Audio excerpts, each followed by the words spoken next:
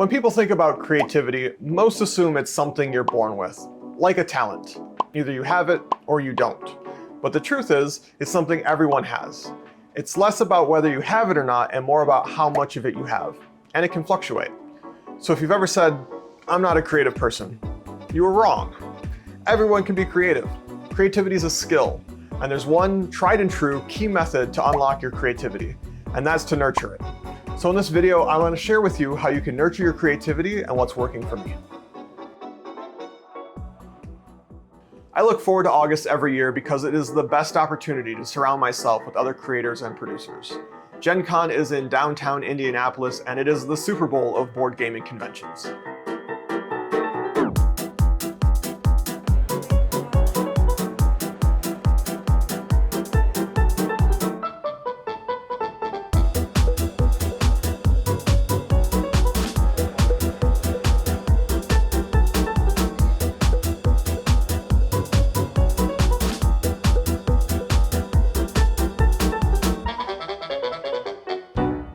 This is how I refill my gas tank, to dream big, to see and experience so many new and interesting ideas, products, and art, to learn and grow and try new things.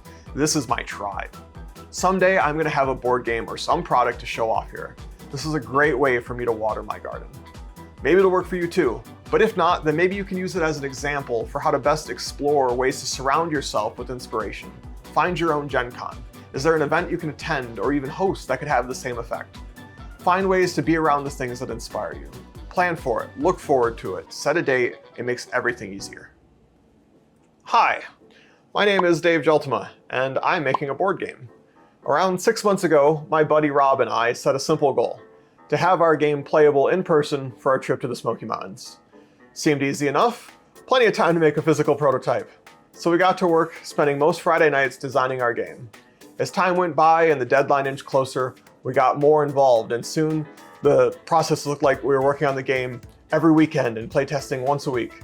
We designed and redesigned each mechanic and system as rapidly as we could.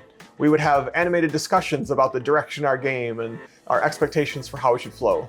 We came up with solution after solution fixes and tweaks faster than we ever had before. But all the while, there was this nagging sense that the improvements we made couldn't solve the core issues of our game. One night we had a candid conversation, and we both came to the conclusion that we didn't like it. It was an awful feeling to realize that the last year of effort led to nothing as we decided to go back to the drawing board. With less than 2 months before our trip, our goal died. No more expectation that we'd have something to share with our family and friends, as we ran out of time. After about a week of moping later, Rob comes back to me with fire in his voice. He's gonna make this game before our trip, with or without me. And I couldn't say no to that conviction, so I said, "Screw it, let's do it." And we spent every single moment of our free time working on our game. We looked at it from the top down, we solved our flow issues, we redefined our key mechanics, and we weren't afraid to try new things. We remade the whole game from scratch with the lessons we learned from version 1, making a new map, new card layouts, new systems, mechanics, everything. But the trip was right around the corner, and by the end, there were things that we knew we wanted to continue to change, we just had to cut it off somewhere. So 2 days before the trip, I went to the local UPS store, printed out our cards and rules, and we spent the night doing arts and crafts, and we made our game and tested it in person. We made it in time.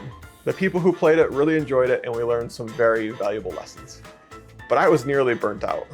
At the end, there was just still so many things to figure out, mechanics that needed to be altered or replaced, cards that needed to be balanced or removed, so much to do before we ran out of time, and the ideas just stopped coming. I relearned that you can't force these things. That's not how creativity works. It's not something you can just summon on command. So I had to find a way to rebuild my creativity levels, and I set in motion a plan to nurture my creativity. And as you can tell, I'm at a hotel, I'm out of state, and I'm at Gen Con. More on that in tip number 2. Now, I might sound like a hypocrite after making a whole video about how consuming less changed my life, but I hope I got the point across that it was consuming without thought that was the problem. Actively collecting and searching for inspiration is a great way to nurture your creativity.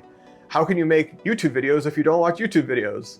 Collecting ideas over time are like individual puzzle pieces that could eventually be the answer you're looking for. They're like the seeds of inspiration that grow and evolve with time. I have a folder on my computer where I save all of the images that inspire me, and I'm currently in the process of setting up Notion to be a hub for everything. This has been one of the best tips I've ever learned, and it came from when I was learning about how to be a writer, and it also pops up when you look up how to be a game designer, and that's to capture your inspiration. Try and create a habit of collecting and saving the things that inspire you. Whether it's on Pinterest or a Google Doc, a folder on your computer, a productivity app like Notion, Evernote, Obsidian, whatever makes sense to you. Try to keep everything in the same place. The coolest thing is how this becomes a breeding ground for new ideas. It takes on a life of its own. As you collect new ideas and review old ones, you can't help but generate new idea after new idea. Then you'll have the perfect spot to go to for inspiration when you're feeling creatively dry. This week, I get to go on seminars for Small Business Marketing 101, a crash course in game manufacturing, crowdfunding do's and don'ts, and how to run a kick-ass YouTube channel. And I have, and I'll continue to record them so I can be inspired again and again in the future. So one of the key lessons learned from our in-person playtest was that we need to get back to playing more games. Nurturing creativity takes time. Time to be inspired, to try new things, to let your brain do its work in the background. But one surefire way to jumpstart that process is to play. How can you make a board game if you don't play board games? But I mean play in the general sense as well. Create things. Try a Bob Ross tutorial, order some Gunpla, make a background in Canva, find a tutorial on something that interests you, go follow it, go play. This week I'm trying Warbla again, Arduinos. I made a silicone mold of a cube that didn't turn out great, and I painted this mini, which isn't half bad for my second ever attempt. I think that these are the best ways to nurture your creativity. But maybe something works better for you. If you'd let me know what that is in the comments below, I'd love to hear it. If you made it this far into the video, you might have found it valuable, and I hope it's worth a like. And if you like my vibe, you could consider subscribing. This video is about recharging your creativity, the doing of creative things. If you have trouble doing things in the first place, consider watching this other video of mine on how to break that mindset, how to shift from a consumer to a producer mindset, where I give a lot of helpful information on how to get the ball rolling and do creative things in the first place. Also, every year I have the same thought. I can't wait until next year to go to Gen Con again, followed immediately by how I really wish I had something to show off the next time I go there.